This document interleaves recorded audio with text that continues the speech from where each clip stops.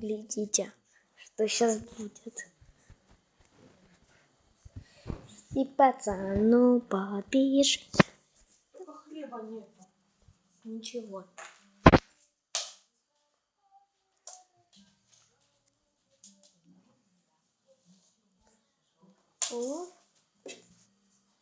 Вот он.